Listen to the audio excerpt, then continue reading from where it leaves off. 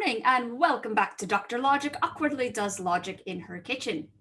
In the last few videos, we've had a brief flirtation with the history of the development of logic in Buddhist philosophy, starting with Vasubandhu round about the 4th century, moving up through Dignaga and his students Sankarsvaman.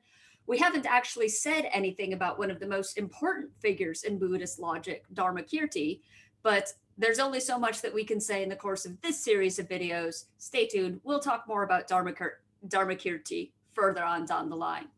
But I want to say a little bit more about this history because what I've given has been very, very incomplete and also very narrow.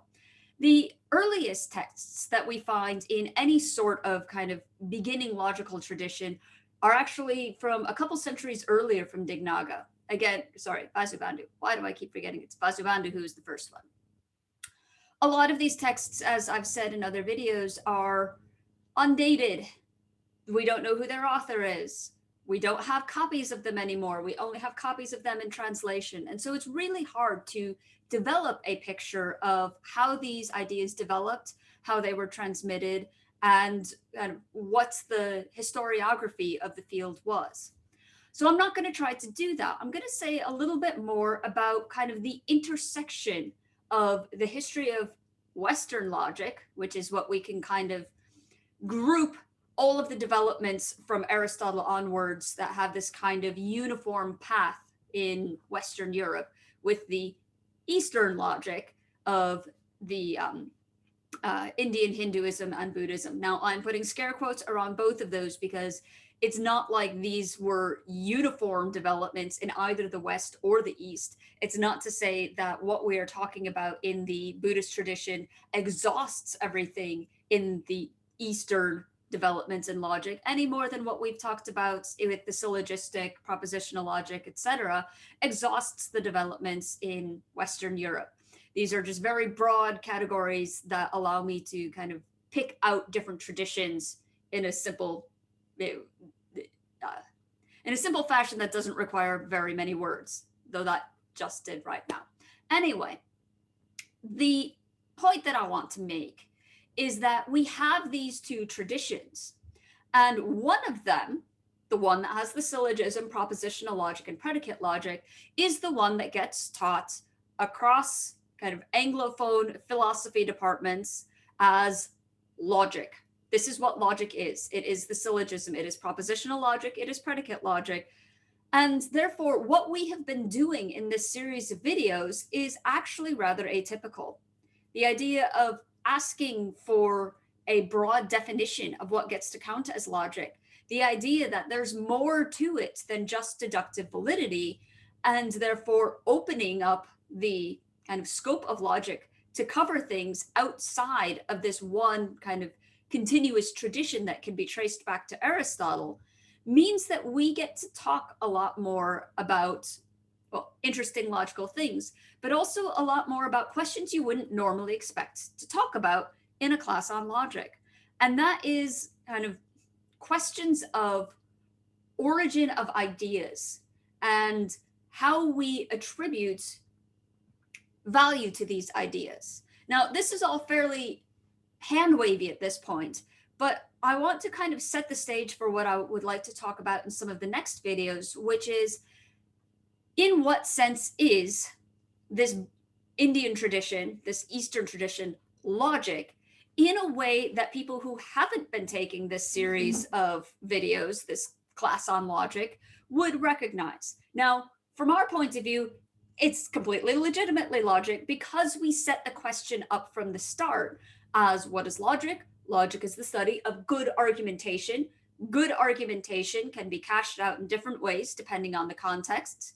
Much of what we have looked at has focused at reasoning that occurs at kind of the highest level that I talked of, this ontic level, focusing on facts in the world and relationships between these facts, independent of our knowledge and independent of our need to use them in knowledge contexts.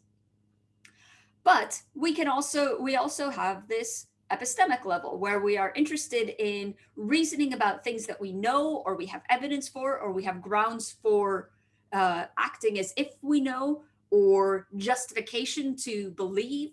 And that is an entirely different context for reasoning. It is just as legitimate according to the way that we have set things up.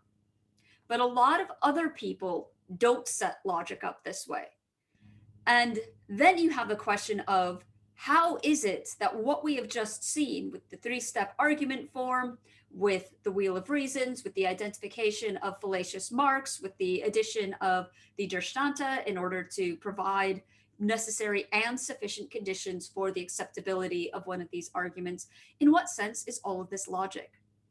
Now, what I want to do is not try to argue further that this is logic, because we've done that. I'm perfectly happy to kind of rest on our previous discussions and take it for granted that we are all happy that this counts as logic.